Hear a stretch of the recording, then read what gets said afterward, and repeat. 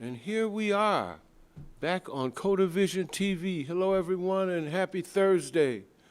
Oh, man, this has been a wonderful, wonderful week so far here at Cafe Coda.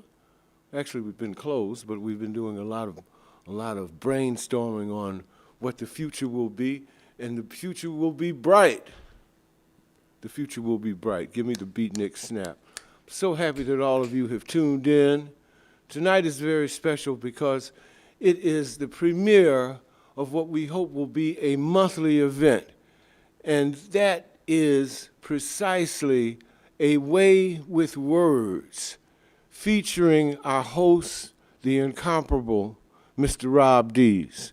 Now, I want to just let you know a little bit about Rob Dees. He is one of the stalwart members of the rap and music community here in Madison.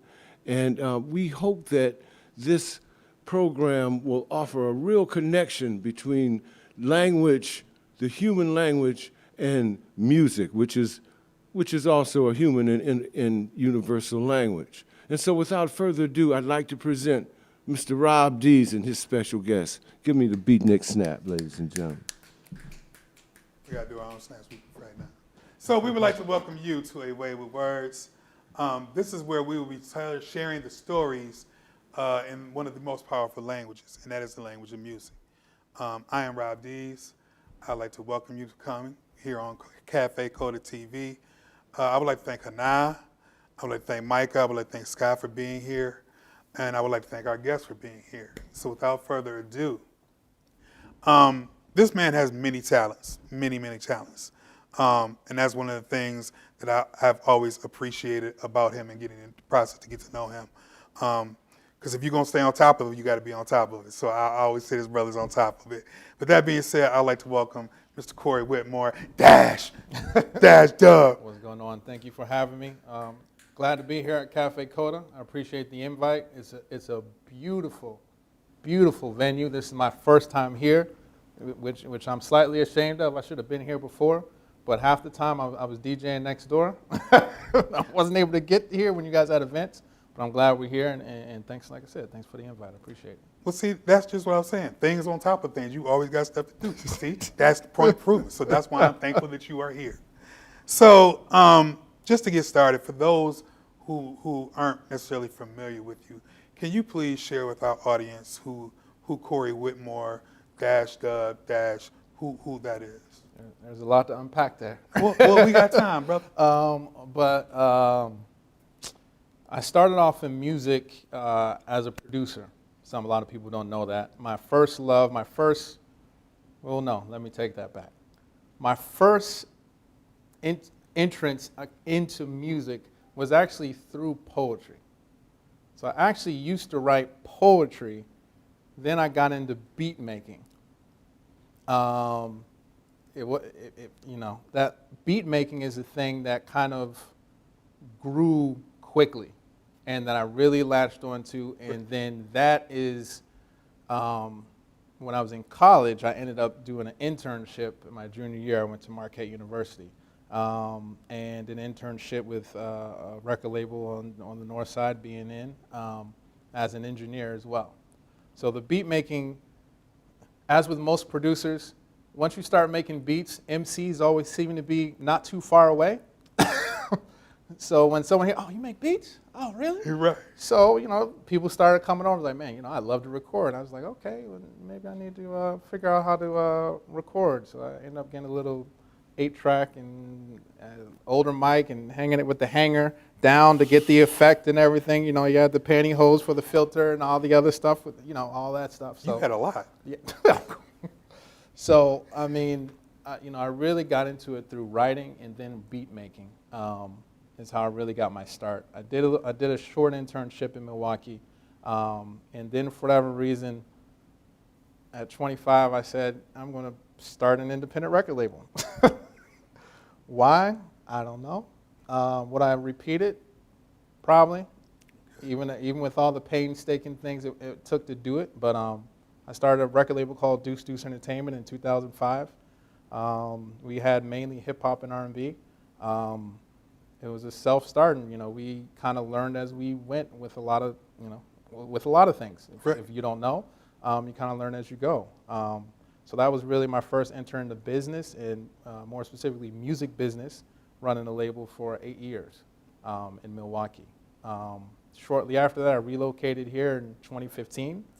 I closed down the independent record label and kind of converted it to more of a service-based business. So that's what Media 22 LLC, that's what I currently have today. And Media 22 is a recording studio that's located out in Fitchburg, Studio 22, an internet radio station, so Radio 22.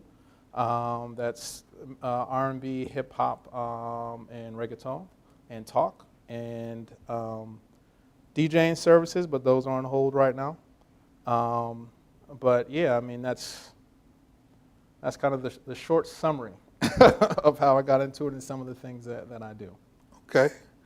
Cool, man. Cool. So it's funny, man, because I thought about something when you said that you went from poetry straight to production. Mm-hmm. I still got my poetry book. Okay. Well, then let's talk. So, like, for me, the transition went from poetry into hip hop. Mm-hmm. For me, poetry has always been that language that's very personal. Yes. And all of that stuff. So I guess the question that I'm asking you is, was there a decision that sparked production as opposed to maybe going into being an MC further? I don't think it was a conscious decision. It's something that kind of happened. I don't know who did it, but I got a hold of a beat program. Oh gosh, I'm trying to think of what it was. Mixman or something like that. It was something basic, like a cross of DJ, and it was mainly like manipulating samples. Right. So I really wasn't to automate things. But I got into that, and once I first got the taste of that, I couldn't put it down. So I went in there and I did 100, 200 beats, max that out. And then somebody's like, oh man, you should try EJ, you can do this. I'm like, oh really? Yeah, that seems a whole lot better. So I went over to EJ, and I cranked out like another 100, 200, and then I'm like, okay, I'm trying to do more, and then I kept upgrading. The similarities, I would say, in how I write, how I was writing then and how I, have written all my life, is it's very emotional driven. So the crossover for me is, even when I'm making beats, I make beats, I guess, emotionally. Right. Like it is really, I'm really going off of a feel, than necessarily a specific technique, or I'm trying to emulate because I like what he did or she did. Right. It's really the emotion that's driving, that's saying, I need this type of instrumentation. I want this here. Right. Where are my keys at? Where's my strings? I want to bring my strings in right here. Right.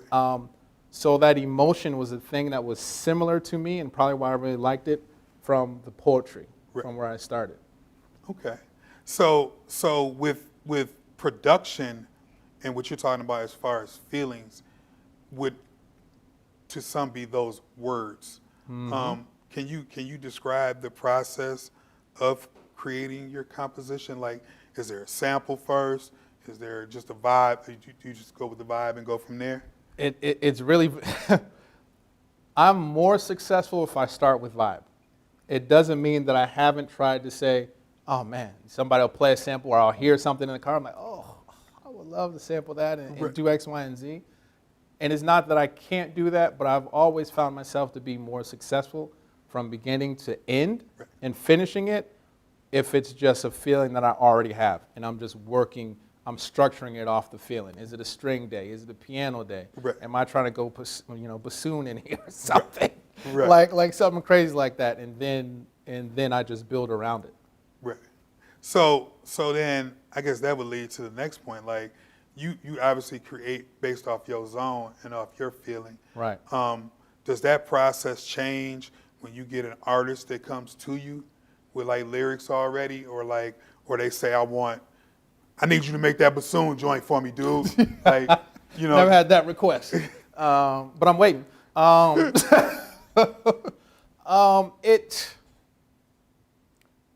think I'm in a unique position that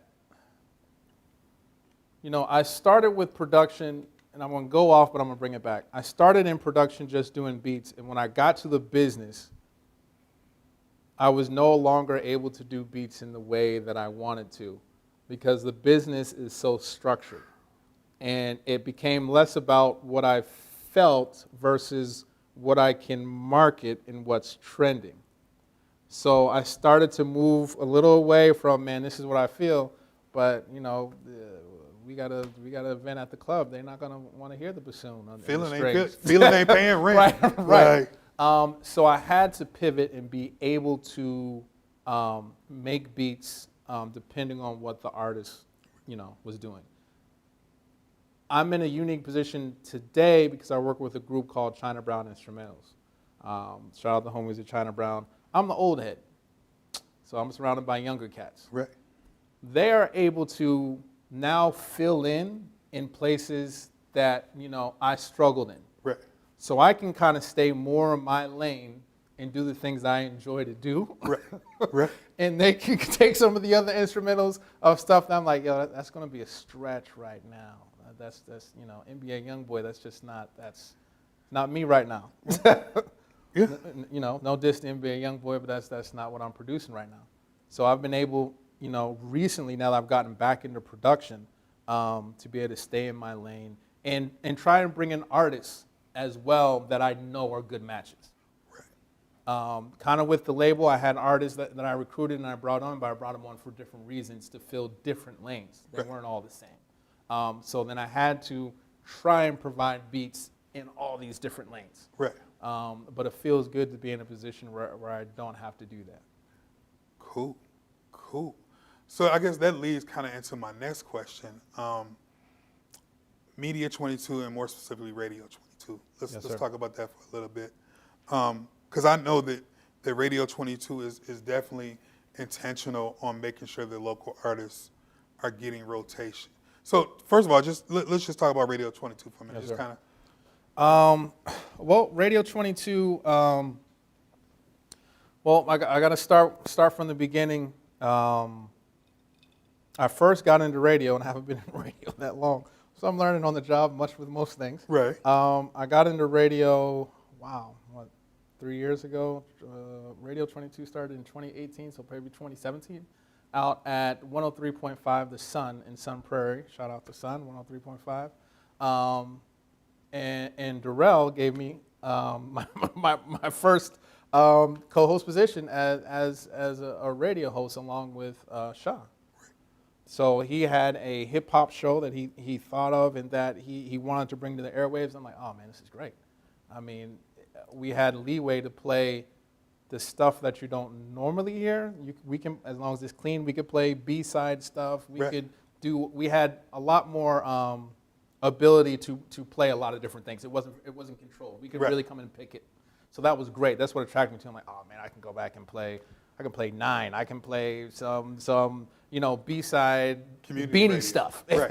if I had the clean cut. Right. And things like that. So it was cool. So I was out there for about a year.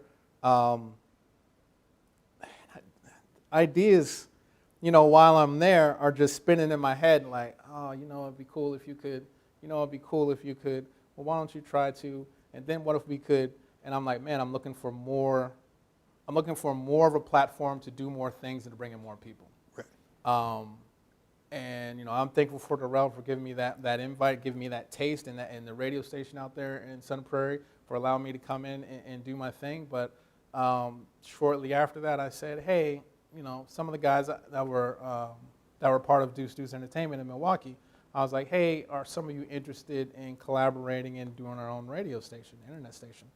So there's a few people that said, yeah, I'd be interested. I could offer this type of show. Right. I could offer this type of service and do this. So I'm like, okay. So we kind of put our heads together. We did some research, got us a little automation platform. Started Radio 22 in the middle of 2018. I'm going to say May 22nd, 2018 was our start, and then we are off. And our goal with that is to definitely serve the local hip hop scene. Whether it's here, whether it's in Milwaukee, because I have roots in Milwaukee, I was there for 15 years. But I always tell artists, if I'm talking to an artist, wherever I meet you, I say, my platform is your platform.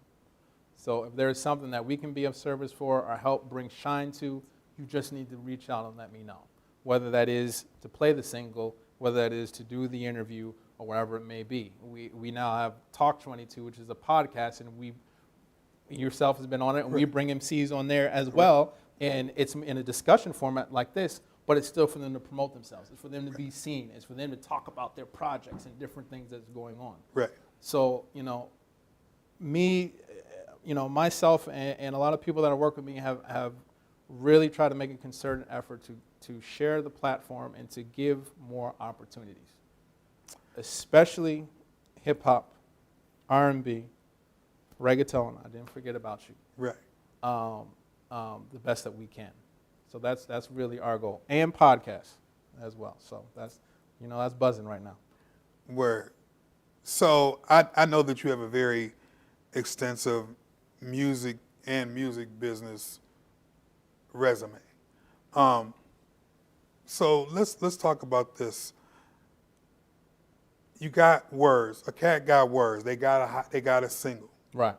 What's next? Like how does that happen to go from I got hot words to my song is in rotation? Like if you could just give a short synopsis of that. Well, I mean, what I think is happening, with internet radio stations, it's made it easier Right. for the average MC to be able to reach out and to get something played in some way. Right.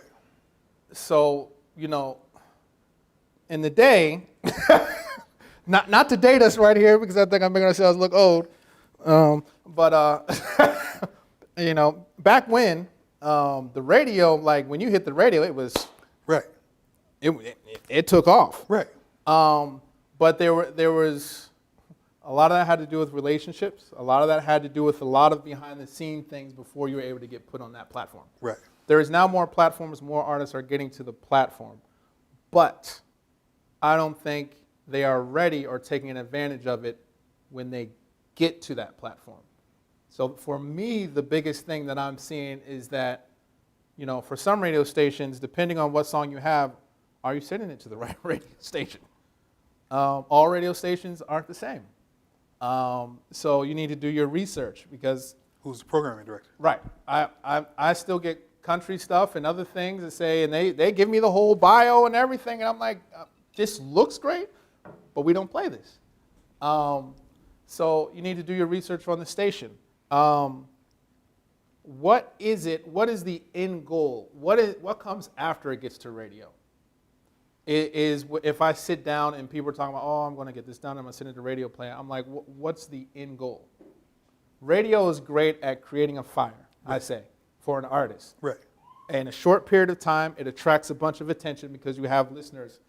But what happens after that? Is your stuff on Spotify? Do you have your website? Right. Where do they go after they hear you? Do you have that set up? Is there a show coming up next? Right. Are you going to follow that up and say, hey, yeah, you played the song. Can I now get an interview?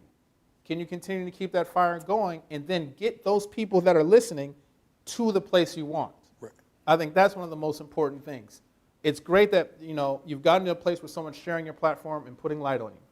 But now it's your job as an artist to say, hey, thanks, I'm going to run with this and I'm going to get them to come here. Right.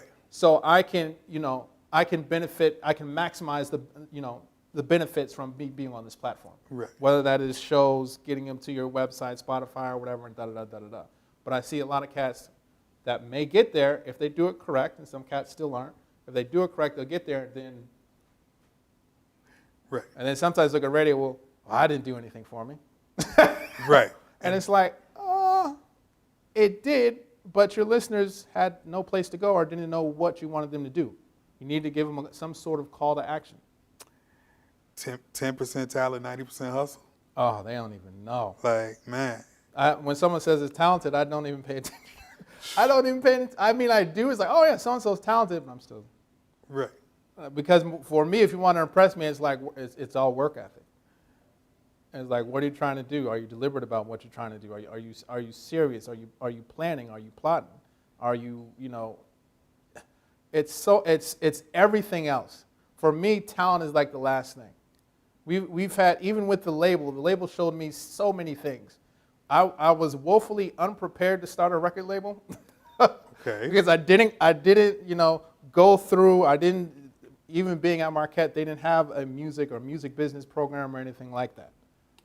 So, I did the intern thing for a little while, learned some things not to do, which is still learning, Right. and then started it.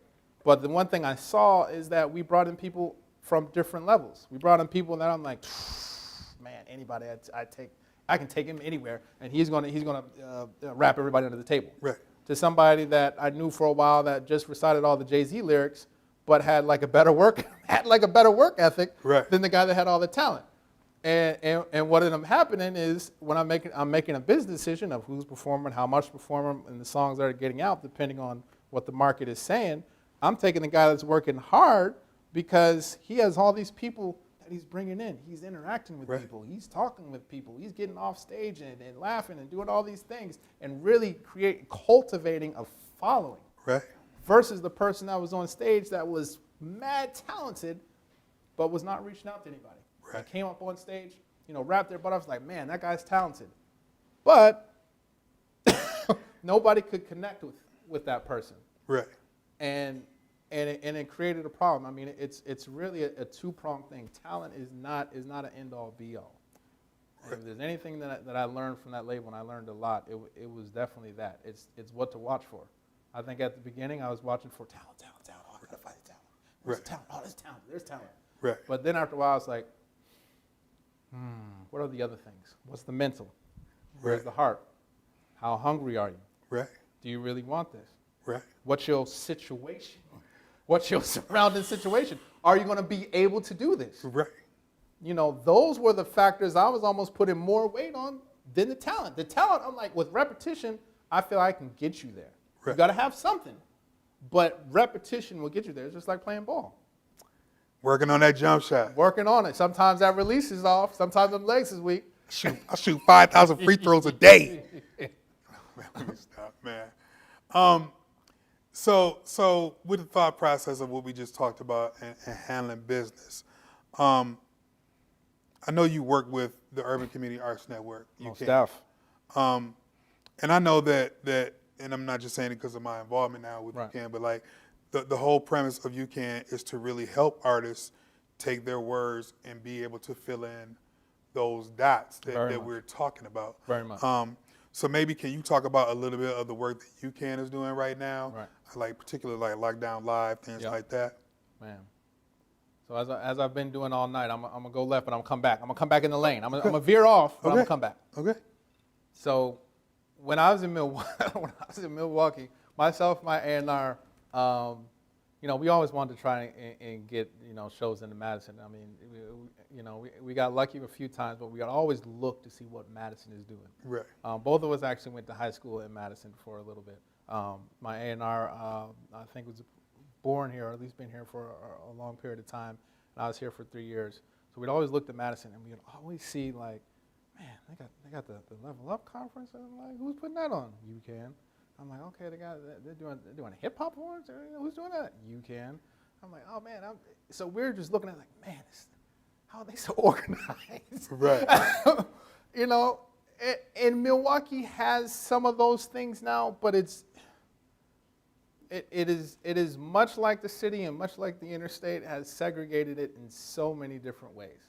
There's so many different fault lines. It's hard to bring a group of people together to encompass the entire city. Right.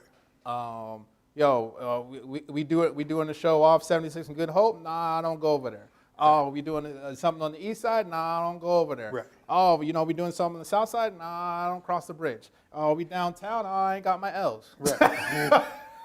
I mean, it was so hard to do, to perform and do something in Milwaukee and to bring everybody together. And then we look on, I don't know if I want to say it, MySpace. Oh man, we sound dated. And other things, and it's like, man, they're able to bring everybody together and do these events. So when I came here, myself and DJ Payne One had DJ'd a few sets for us and whatnot. And I came out here, and I still thought I wanted to do the MC thing. So, like, one of the first places I went was Bane One Studio. I'm like, yeah, can you cook me up some beats? I got these samples. I need to hear those lost tapes. Oh, man. I don't know if you remember that. It was crazy. And DJ Payne's workflow is stuff of folklore. And it's like, oh, let me do it like this. Oh, you like that? Yeah, let me do it like this. And do that. Right. I'm like, man, you're going to cook all three of these beats in an hour? Man. But he invited me he ultimately is the one that invited me to do the UCAN thing. So I came in and sat on some meetings. And the thing that I found, and the thing that when I first moved here I was missing, was in Milwaukee. I was at the Boys and Girls Club. Used to work out of a music studio. I love doing stuff with the kids, especially music. Right. Teaching them production tips, engineering tips, trying to get them some performance experience, right, and all these different things. Whether it's just a party we're hosting at the Boys and Girls Club, where it's like, yeah, y'all gonna rap for them, and we're gonna practice and do all those things, or whatever. And they were already in that vein in a number of different ways. So for me, it made perfect sense for me to come in with UCAN and the stuff that they're doing in schools. Oh man, I mean, to be able to work with the kids, working with lyrics, get them to do the videos, record their stuff so they can get studio experience, they get to write. It was a match. So for me, like, I came in, I'm like, okay, I'm in. The thing to me, for those that are not familiar with UCAN, that really sticks out, to pull off, the number one thing is to pull off something like a Madison Hip Hop Awards is an incredible thing. Incredible thing. Word. I mean, that is no short of magic, because it's a non-profit organization that has people that are part of it, like you and I, that already have full-times, and some of us full-times on full-times. So it is not that, we have people that have membership there that say, hey, I can devote my full-time to this, or much less my part-time to this, to pull this off. And it's still to pull the hip-hop awards off, to pull off the summer concert series stuff, to pull off the stuff with the schools. I mean, is work. Partnering with the library, for the media camps in the summer. That's the stuff I love. Anything where kids are intersected into it, that I'm all about it. I enjoyed it. I think, at least for me, in that thought process, is enabling kids to access the power in their words. Right. I think that is super dope to see the light bulb go off. Right. Like even in the process of what we do with Media Academy, like even setting deadlines, understanding the business element of it, and understand what happens when you don't reach, that thing, and what happens then, and that stuff. So I think it's always dope to be able to encourage shorties on their words, and I can't let this moment go by without giving a shout out. Karen Reese Pfeiffer, Shy Evans, Pacal Bailey. Who else am I missing? Dex. I mean, the foundation. The whole you dig. I have to give them very special props. Before you move on, can I plug this Lockdown Live though, as you had said? Yeah. Lockdown live stream that we brought together, different MCs all around the city. We had our first Lockdown Live last Friday. It was amazing. We had Antoine McNeil host. We had amazing artists and MCs perform. We're doing it again this Friday, so tune into the UCAN Facebook page. I feel weird because we are on Cafe Coda TV and I'm plugging something else, but hopefully y'all still invite me back. I mean, hopefully he'll not let me come back. And next Friday, this Friday, and next Friday, and 7 p.m. on the UCAN Facebook page. But there's nowhere here or there. Wow. Yeah, man. So now, like we kind of talked about business and we talked about, your personal thing. I kind of want to do something right now, and it's a two-part dig. I'm putting you on the spot. Oh, boy. So the first thing, and I'll let you take your choice. I want your top 5 MC list as far as, wordsmiths, whatever you want to call it, In the game, just in the game in general for that 5. And I also want a top 5 local. so when let's go to the first one. So when you Okay. say top 5 MCs, am I? Because myself and Shaw, we sparse this like 80 different ways, which is like the foundation of our show. Are we talking lyricism? Are we talking my favorite MCs? Are we talking greatest MCs? Because those are all 3 different lists. What are you talking about? What you talking about? You know what? This is a way with words. Mm-hmm. So give me that top 5 lyricist list. Ooh wee. This is in no particular order, and I apologize to Pac. Rest in peace. I'll drink to that. No, I'm just playing. Because Pac is basically on every list. But you know, as I've come to admit, it's his composition bar for bar that some people I wouldn't put him against. So if we're going bar for bar. Wow. Black Thought. Black Thought is way. Not gonna even get into it. Not gonna get into it. I gotta go Mos Def. The way that brother can chop stuff up. Oh my gosh, the way that brother can chop stuff up. Mos Def. Or who is he now? Yassine Bey. Yassine Bey. Excuse me. Yassine Bey. No disrespect. No disrespect.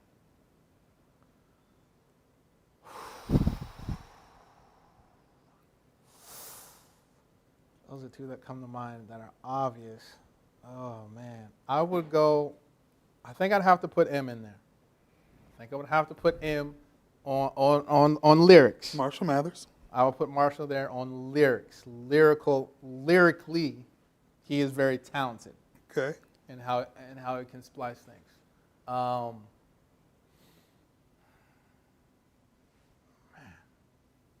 this is a tough one. I mean, there's no pressure. There's 3. Bar for bar. I'll probably go Cube. I like Cube bar for bar. Okay. Interesting. O'Shea Jackson. O'Shea Jr.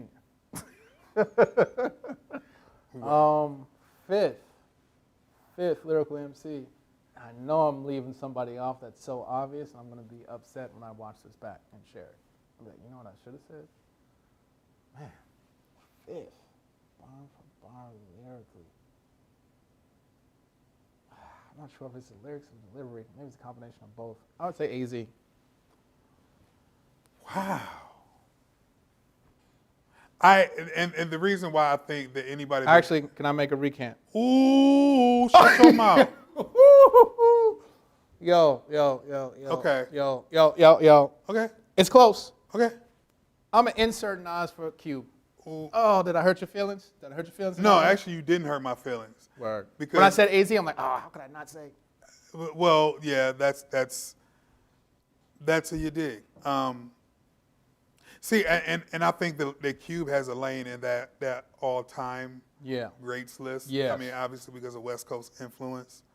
So yeah, that's But he dope. ain't no slouch with the pen. No slouch. And it's funny that I got so energized when you said AZ because AZ is probably one of the most slept-on storytellers in hip-hop. And you talk about words. Right. Like, to paint a picture with a story it takes tremendous talent to be able to hold people together, not only for 3 verses, but through an entire album. And What did you AZ's say? Did you say 3 verses? Yeah. Yeah, Cats used to do 3 verses. I just want Yeah. to put that in there. Yeah, I mean, 3 Cats used to do verses. full 3 verses. Cats used to do whole albums. I know. The other person that was floating around in my head was Scarface, because I love Scarface. Actually, Scarface would have made my list. Yeah, that's crazy. The Diary, for me, is top 10, arguably maybe top 5 albums for me, hip-hop albums ever. I love The Diary, front to back. So then, in the essence of talking about this way with words, what is it about Scarface's The Diary album that makes it so influential? Because Scarface wasn't on like a major label. Like No. this wasn't a major plug. So like, especially this was what 2 albums out of being with Ghetto Boys. Yeah? Yeah. So- Was it The Fix before that? Fix came after that. After that. So anyway, talk about for you what did it with the diary. Man, it comes back to how we started. Why I got into poetry and why I got into beat making. It's the emotion of it, and it's like it's the hip hop CNN with poetry. Yeah. So like, if Don Lemon was up there spitting with poetry and it was rhyming and it had rhythm, which would be crazy, but that's what it's. Oh man, like even in a year like this, I'm catching myself playing that like every week. There's something about this year that made me actually go back and play it more. Right. Mine playing Tricks on Me '94. Yeah. No Tears. Never Seen Yeah. a Man Cry. I mean the imagery, the emotion, the delivery, accompanied with the right type of instrumentation, it just hits you in a place, and it's like, oh man. Okay, for example, now wait a minute, because we're talking about that. But I think that Face had one of the most impactful hip hop songs that because it wasn't a pop smash single. We talk about instrumentation. You talk about I never seen a man cry till I seen a man die. Like, and that for that story to be able to share that story, like that's a way with words. Yes. And because I feel like at least, and we can talk about it, but like I feel like with somebody like Scarface, to be able to tell the stories reflective of the environment that you are from, Right. that is hip hop in its truest essence. Right. And that song wasn't a club bangy bangy snap snap. Well, I don't know if they played any of that in the club. It was very slow, almost funeral music esque, because that's what it was. It was the blues. It was in the car. I mean, it's funny, man. Yeah, that album. But the specialness, the thing that, it's like football. It's like Belichick be like, you gotta win in all three phases. On the defensive side, on the offensive side, on the special teams. Like it's like that's how you win. Like this brother won in all the phases. I mean, lyrically it was there, delivery it was there, accompaniment with the instrumentation it was there. It was all such a match. It was a glove, Right. And to be able to sustain it for an album, like I had that on tape. But to go from side A to side B, and when you like a tape, I don't know what tapes are. Yeah, when people like tapes, the writing and the stuff, the print on it gets wore out. Oh wow! Because you play it so much, you're taking it, in and out of what I hear, you take it in and out of the tape deck. That's what they called it, and that's what you did. I didn't even barely recognize the tape. I knew it. I recognized it because it didn't have no writing on it. Because I was just wearing it out, but it's the combination of those things, and that's what's hard. That's what I think is hard for a lot of MCs. I even have some people come to the studio, and I'll for sure compliment somebody that knows how to pick beats, right. Because they think it's an assumption like, oh, I can rap to this. You can rap to a lot of people can rap to almost anything, but it's not a marriage. It's not a match. Right. And if somebody's like, and I'm hearing the beats, and I'm like, oh, before you spit, I know this is right for you. Like, that takes talent. It takes some people a long time to develop. You have cats in the industry that can't pick beats right. Right. Still. Well, I think that it's one thing to have the beats and it's one thing to have the lyrics, but it goes back to what you said. If you don't have the emotion or the sentiment behind those words, it doesn't make a composition. It doesn't. There's a lot of people that could have tried to rap those lyrics would not have come off anywhere close. Right. Anywhere close. It's the combination of all those things that makes things magic, but also makes things timeless. Right. A lot of people can make songs. It's a dope vibe for a grip to play it out in the club. And then about a month to 2 months later, they move on to something else. But have something timeless. Diary to me moves up on that list because it's timeless, and because even in a time like 2020, with everything going on, I'm like, I need this. Right. Like, I'm looking to hear this. Right. I need those words. And I can't say that about a lot of MCs. I can't say that about a lot of albums. Which leads me to a very interesting conversation in the idea of the way with words. Can you share with me your thoughts on, because I saw a post that you put up. Oh boy. Oh boy. You did have a post on social media, and Mike Locke says, oh boy. It was a poll, and it was a poll that said, would you pick Nicki Minaj, or would you pick Rhapsody? So I'm not going to go into that conversation, even though I'm going to say Rhapsody hands down. That's Right. just me. Right. But can you share with me the thought of the difference between what is an MC and what is a rapper? I'm gonna try and be as direct and as simple as I can.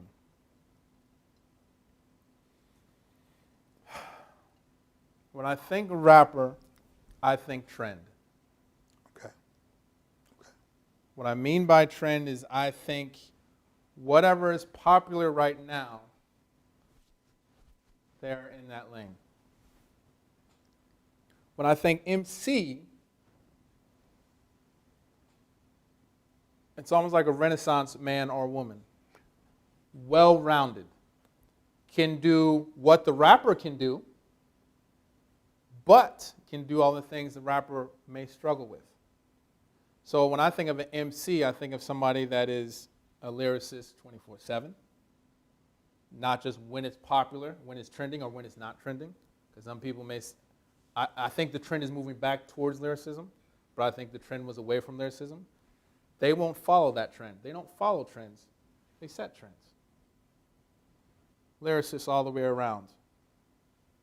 Performer, a person that respects the art in all of its formats and facets. It's like, we've been talking hoops. Right. I would say the difference between your Hall of Famer, your MC, and your all-star, your rapper. There's some players that make the all-star team every once in a while. Mookie Blaylock was on an all-star team. There's all these cats. I think Kevin Willis was on them. I don't know why I'm doing Atlanta right now. What's up on all-star teams? No disrespect. But they ain't Dominique. They ain't a Hall of Famer. And Dominique's not Jordan. But anyway. And there's level. And what you're saying is there's levels to this. And I'm not a Jordan fan at all. I love the Bucks. Okay. Yeah, just saying. Just saying. Jordan been in all them highlights. At least them old highlights for Giannis got there. What, But anyway, and Ray. I used to work in the Bradley Center. I seen it. Yeah, But it takes tough times to get to the good times. That's right. That's right. You got to persevere. That's what it's about. So then I'm going to throw in. I'm still going to get back to the second part of the five. Yes. We're still going to get back to that. But when you named off all of those facets of that Hall of Famer, I can't help but at some point feel like Jay-Z is that bar now. Jay-Z is the person that moved from all-star to rapper. Hawaii, Soapy fame, Big Little, whatever. Right. No disrespect. Right. Right.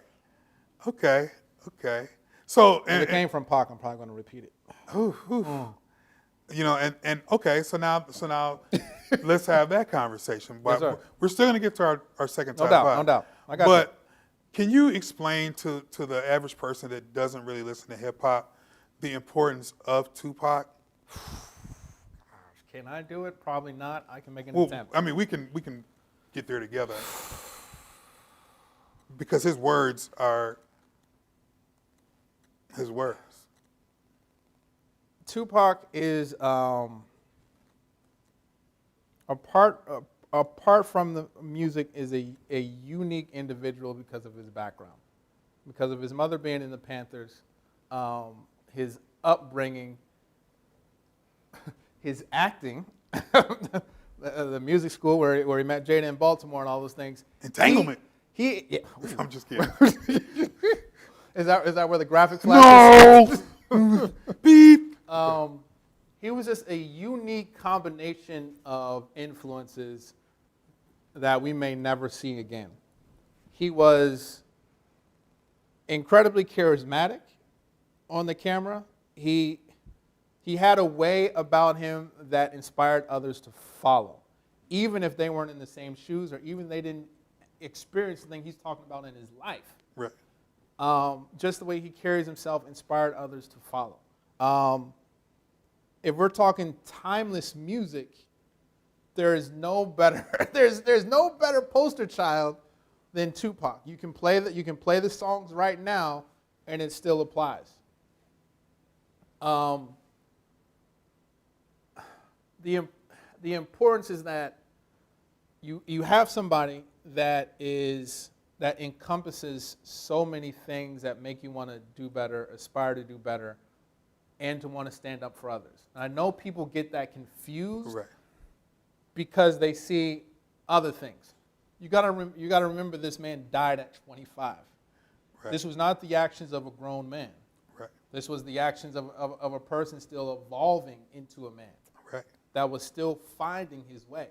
Right. So you are going to have, the left side on the shoulder, and you're going to have the right side on the shoulder. Right.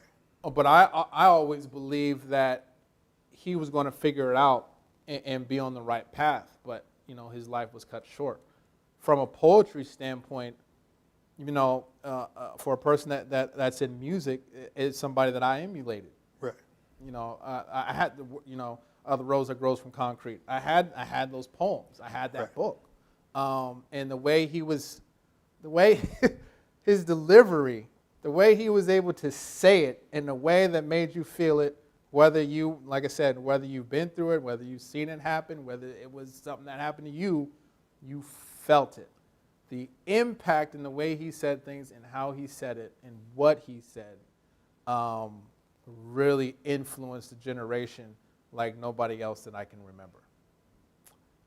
Yeah. One thing I keep thinking about when you're talking, the thought of being an everyman. I think Tupac pretty much in hip hop represented that every man. Like the idea of the story of where we come from, the pain, the pleasure, the joy, the heartache, all of it. He also put out a vulnerability that other MCs, and especially in the game of hip hop, MCs are not willing to do. MCs are not willing to show how they're vulnerable. This is what I got, this is what I do, da-da-da, da-da-da. Right. And he did that, but then he also showed the other side. And that is to be able to be who you are and play and be able to do both sides is a balancing act that I've seen few do, if any. Yeah. Yeah. It's funny because though I know I'm going to catch flack for this, I would have a hard time putting Pac on my top 5 lyricists list. Correct. But as far as overall impact on hip hop, definitely top 1. I mean, that. So, which makes me think about with the words, I think one of the most slept on projects, and probably one of his better projects, didn't have as much commercial success, was the Me Against the World album. Classic. And I think that vulnerability is one of the things that is really shown on that project, because that wasn't like All Eyes on Me where he had to have that single. And that kind of go back to the conversation you're talking about. Like, there's a difference between business and putting stuff out for the sake of putting it out, and then there's also the artistry and the impact that you want to have socially. He had something to say on that. Yeah. And for people that may not quite understand what we're talking about, go back to the Me Against the World album. It was while he was in jail after what happened in New York. Of course, yes, Dear Mama is on that, but I would tell you to look at other tracks. Look at So Many Tears. Look at Lord Knows. Look at Death Around the Corner. Back in elementary, grew amongst the dying breed. Okay, anyway. I mean, one of my favorite, I forgot what we were doing. I think it was Media Academy when people asked what would be their walkout track. What would be their walkout if they're going to the ring or whatever. Right. And mine was the first track on there. It's where he does the alliterations with all P words. Oh my goodness. I can't say them because some of the choices he used. Yeah. Okay. Yeah. Because they get you. That. Yeah. But also but that album also was that sign of that versatility, because he didn't have those standard go-to bangers. Right. He was working with cats like Easy Mo B from the East Coast. So that definitely, man. Yeah. You know, I mean, And all he of always that. had female vocalists. I never knew who they were, but they came through and did the thing like every time. Right. And I can't get away. Definitely, man. Definitely. Okay. So, That's actually my favorite Pac album. well, it's funny because if I had to have like a top 5 albums that if I was stranded somewhere, Me Against the World would be the Pac album that I would take. Right, and most people go to All Eyes. It's the most popular. It's the highest selling. It's the double disc. But for me, it didn't have the emotional attachment that Me Against the World. Like if you're just looking for club bangers to get all riled up, it is that. And it's not that I don't like that because there's a lot of stuff off there I really do like. But I think where his mind was and his focus was on Me Against the World, I think in my mind there's no comparison. Word. Yeah, you don't get much argument out of me. I mean, Okay. Okay, so taking that from the thought process of Tupac being a reflection of the everyday man thought process, let's get back to this list. Mm-hmm. Right. We talked about your top 5, wordsmith lyricists on a bigger level. Who would? And I'm not saying this has to be your top 5, Right. but just give me your 5 from Madison that are Lyricists or artists? leading. Does this include R&B, or are we talking artists? Or are we talking bar for bar lyrics? Hold on, how much time we got left? We got 9 minutes left. Okay. So how about we just do the overall list? Mm-hmm. Would that be easier Artists? for you? Yes. Yeah, that'd be easier for you? Yes. Okay. Overall, and I got to put out a caveat because I do work with some artists, so I'm not going to go and shout people out, and then they come back in the comments like, oh, but he worked with them. Oh, yeah. So I'm going to put a caveat, but I'm going to tell you why I work with them. So I am going to start with Super, Okay. but I'm in a position where I'm not doing the label, where I'm doing everything is more service based, and I wanted to getting out of managing. Like going on the road and doing all that stuff was, especially now with the family, became too much. But these cats were unique, as you already know, because you've worked with them for a long period of time. You know them well. I would say, I would say Super Friends. Why? That is a crazy combination of MCs that can flip things in a number of different ways. You never know what you're going to get. It's exciting. They pay attention to lyricism. Like they've taken the old and kind of brought it to the new. Right. And I think that's what got me. If it was just new, I'd be like, I don't know. It's just 5 of y'all kind of just throwing stuff out. But it's an older feel, and they've brought it to the new. Back where cats would come in and just all try to compete and attack tracks. I miss competition in hip hop. I miss it. I miss it. Where it's like, oh, we're all going to get on the track? Well, yeah, my verse is definitely going to crush yours. And that's what it used to be. It used to be based on competition. They used to feed it. Right. And it's just not the case. Everyone's so laissez-faire, like, oh, okay, cool, I'm gonna lay it up here or whatever. And it's like, that didn't used to be. It didn't used to be like that. Right. And I don't know if they're actually in there, like that, like, oh, I'm going to crush your verse, but it sounds that way. I think of what it, to me, Super sounds like what would be Wu-Tang Clan and the Beastie Boys having a child. That is crazy. Like, but I do see that. The rawness and then the energy, Right. like the rawness as far as the skills, and then the overall party vibe. Like we just gonna wild out and go with it. Right. Very much so. So okay, who else? I like that. Somebody else I don't work with exclusively, but we do connect time to time. Because for most MCs, if you said, hey, I want to sit down and just talk about marketing, if I have time, I'll just sit down and talk to you. So that's open to anybody, and that's what I've been doing with a different artist that's locally, Casey and Kofa. Okay. I know he's on his way back to LA. Yeah. But what attracted me to it is that actually, I was in a meeting with Super. We were talking. He's like, hey, so I heard y'all meeting up. Like, do you mind if I just swing through? I'm like, yeah, that's cool. Right. So I'm sitting there, we talking about marketing and different things, and I'm talking about my history and stuff like that or whatever, and he's just sitting there, he's just soaking it up. I'm like, okay. And then he hits me up, he's like, yeah, can we talk about some things? Can I call you or whatever? I'm like, okay. So Hunger's there. I like that. I haven't heard as much of your music, so I need to hear that. And I did start to hear his music. His music is very message driven, which also reminds me of back in the day a little bit. But it's on modern production, Mombi Beats, and a few others.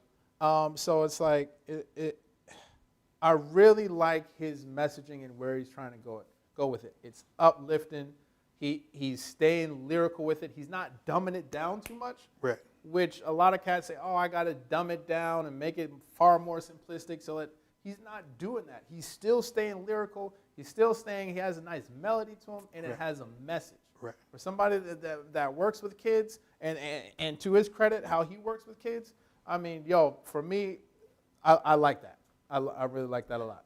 He lives his words. Right. Definitely, man. Definitely. And I know we're wrapping up. I may not get to 5, but maybe 3. Landon Devine. Okay. This brother is smooth and silky and soulful, and I mean, his live performance, like he's done events that I've put on and he's performed, and he got mad at me because he's like, well, did you check out the performance? I'm like, yeah, I checked out part of it. I've seen it before, but actually, I was looking at the crowd. He's like, why are you looking at the crowd? I'm like, I'm looking at their response to you. Right. And I'm like, that's not something I see all the time. Right. I've been to a lot of shows where it's like hard for me to go to shows now because I've been to so many and I've had to sit through so many performances. But it's like, you should take that as a compliment. If I'm no longer looking at you, but I'm looking at the crowd because they're responding, I'm not looking at the crowd to see who's there. Right. I'm looking at the crowd because they're having facial expressions and bodies moving and all that stuff. I'm like, man, you is pulling something out of them. Right. And that is a special thing. That is hard to do. It's funny because I think when I hear you say that, I think of Alexis Dean. Mm-hmm. I also feel like Marcus Porter does a really good job of that. Yes. Because he has a very spirituality based on his words, but he brings people into that. And you can see people be challenged, being uncomfortable hearing that truth that he shares. So that's another one. Definitely, man. Well, look, man, Corey, I would like to thank you for spending this time with me. Thank you. It's definitely been cool. Are there any social media outlets that people can reach to reach out to you? Always. Check out the radio station, Radio 22. You can go to our website at www.myradio22.com. All of our social media is at myradio22. Check us out. The app is free. You can download it or you can stream our music from the website. But we play a lot of classic hip hop, those good old things that we was talking about. We play I was listening. Anyway, you was there too. R&B, reggaeton. We have a number of local podcasts on there. I'd like to shout out Sincere Life and Nick Hart for what they're doing with the Nobody Cares podcast. We have Who's Next with Sheena and Andy. We have a lot going on that platform. So check us out, download the app, tell us what you think. Well, cool. I would like to thank once again Corey Whitmore, Dash, for being here, being with us. He's also a very talented music producer. Like a lot of he keeps it on the humble, but he got flavor. So reach out, and make sure you check him out. Donna Brown Instrumentals. See, there you go. So we would like to thank you for joining us for this episode of Away with Words here at the fabulous Cafe Coda on Coda Cafe Coda TV. Until next time, I am Rob Dees, your host. Thank you. Have a way with it. Thank you. Thank you, ladies and gentlemen, for tuning in. I feel like the cat on public television. Wasn't that wonderful? And if you enjoyed that great conversation with Corey Whitmore and the great Rob Dees, you will contribute to GoFundMe.com. Keep Coda alive, because when you keep Coda alive, you make it possible for us to bring you these great conversations, great music. And Corey, I wanted to talk with you about something. We have a thing here called Cool School on Saturdays, and I would love to incorporate what you're doing as part of our curriculum. Perhaps we can talk about it. So you see, ladies and gentlemen, we're constantly moving. The doors are closed to the public, but as I said, this week has been a very fruitful week for us in terms of ideas. We're pregnant with ideas, and man, we hope that maybe we could talk about you being a part of what we do here, as we're so happy to have the great Rob D's here on a monthly basis. Is it going to be the second or first Thursday? What you tell me? I think it's the second. I think it's the second. I think it's the second. And so we're really looking forward to Coda Vision expanding its Thursday programming. Of course, Fridays and Saturdays we will have live performances, and on Sundays, at least once a month, we will have Night of the Improviser, featuring yours truly, and with a special guest on the 27th of this month, the great Isaiah Collier. The great saxophonist Isaiah Collier will be here. And yeah, I've got to give him the beatnik snap. And let me tell you, folks, I got to practice because Isaiah Collier is the next Coltrane. You heard it here. Okay, so thanks a lot, brothers, for being here. Such a pleasure. Away with words on Coda Vision. Hey, baby, we're moving. All power to the people.